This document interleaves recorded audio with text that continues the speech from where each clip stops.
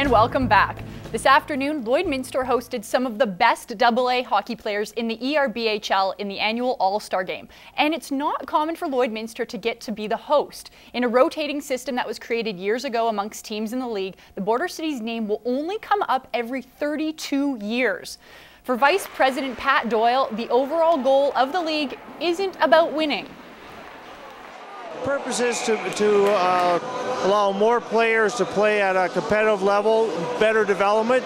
The main focus of the league is on player development, not on winning games. Some players had never even met before suiting up to play together, but that's all part of the experience. But it's a chance for the boys to compete against the best, make some new friends, get to be players that they've played against but maybe never had a chance to play with, and there's some good friendships to go to these games.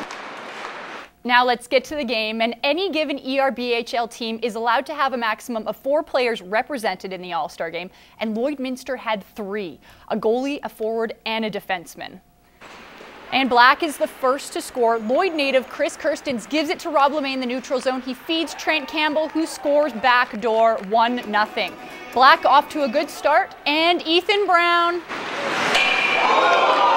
just barred down, and did you hear the crowd gasp? 2-0 Black. Now let's go to the second. Now it's 5-1 Black. Team White, coached by St. Albert, starting to see some offensive spark. Black goalie flashes the leather at Leduc Roughnecks forward Jake Elder, but a shot from the point is deflected and gets past Campbell Burney. But Black responds. Number 8, Cody Jackson, throws a bit of a softie on net, and it catches Team White's goalie off guard. Black up 6-2. Biggest injury of the game, the linesman who gets drilled on the blue line. You don't see that often. He would return to the game, though, after a bit of a breather. Third period, Black wins the faceoff, and a great pass to LeMay, who takes a knee to fire the shot in. That would be the Big Lake Thunder forward's 2nd goal and 4th point in the game. Team White gets the last laugh, though. Number 17, with some wheels, he lights the lamp, but it's Team Black that takes this year's edition of the All-Star Game. Final score was 7-4 for Black, and because of their record, Lloydminster Blazers coach Greg O'Hare got to coach Team Black, and this is what he had to say about the experience.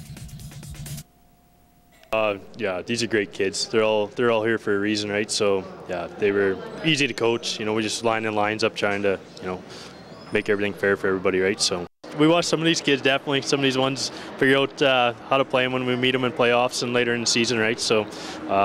The hardest part is remembering their names. So many different kids, and from Dawson Creek, Fort St. John, it was pretty cool. Some of these kids are headed right to Edmonton to get on planes so they can play tomorrow at home. So yeah, it was quite an experience. It was great. The crowd was loud, and it was good. I liked it. I expected it to be a fast-paced game, and that's what it turned out to be. I think I've developed lots during this game, made new friendships, and had fun.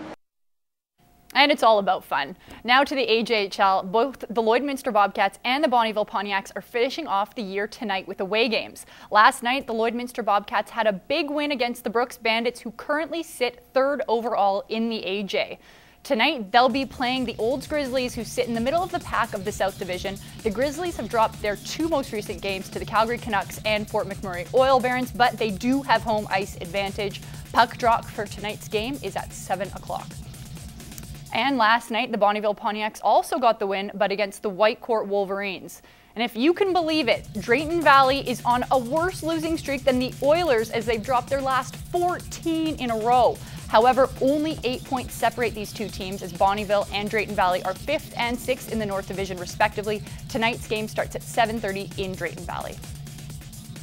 Team Canada's World Junior squad made their final cuts last night after last night's 2-1 exhibition loss to Russia. Among the final 4 sent home were last year's 5th overall pick Michael Delcole and Red Deer defenseman Hayden Fleury. Meanwhile, Connor McDavid will play in Canada's 2nd pre-game tournament against Sweden tomorrow. It will be his first game action since breaking his hand back on November 11th.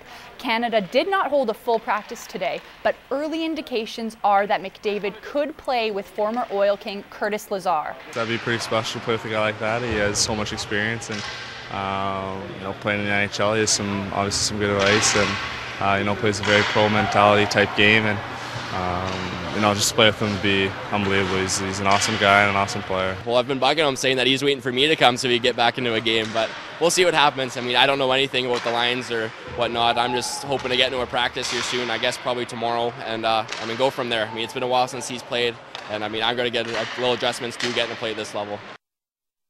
And Canada will play Team Sweden at 5 o'clock tomorrow Mountain Time. That's all the time.